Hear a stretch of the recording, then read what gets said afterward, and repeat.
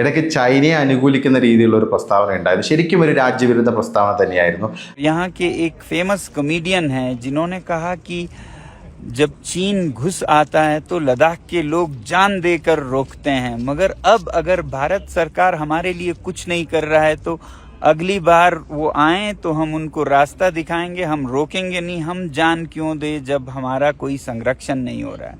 और उसके बाद उन पर पुलिस की पूछताछ होने लगी, ये कैसे कहा है। मेरा तो ख्याल है कि दूत को मारने से, डोंट किल द मैसेंजर कहते हैं ना, सॉल्व द प्रॉब्लम। उनका तो फ्रस्ट्रेशन निकल रहा है, आप समस्या का हल करें तो बेहतर होगा। അതായത് ലഡാക്കിലെ യുവാക്കളാകെ നീരസത്തിലാണ്.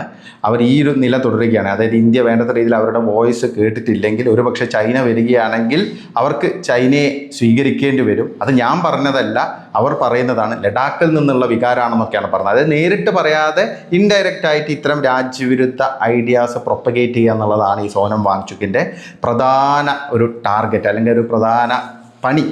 അത് തന്നെയാണ് കശ്മീരിൻ്റെ കാര്യത്തിലും വാങ്ചുക്ക് നടത്തിയത്. कोई भी इलाका खुश होना चाहिए, वो जहाँ चाहें जाने चाहिए। तो इसीलिए आपने सुना होगा रेफरेंडम्स होते हैं, प्लेबिसाइट्स होते हैं। तो अगर ऐसा सबका विचार है तो फिर कश्मीर में क्यों नहीं। പ്ലെബിസൈറ്റ്, അതായത് കശ്മീരിൽ ഒരു ഹിതപരിശോധന വേണം എന്നാണ് അദ്ദേഹം ആവശ്യപ്പെട്ടത്. എന്താണ് അവസ്ഥ? അരുന്ധതി റോയ് വെറുതെ അല്ല സോനം വാങ്ചുക്കിനെ വന്ന് സന്ദർശിച്ചൊക്കെ. ഏതാണ്ട് ഒരേ തൂവൽ പക്ഷികളാണ് ഇവരെല്ലാം എന്നുള്ളത് നമുക്കറിയാം.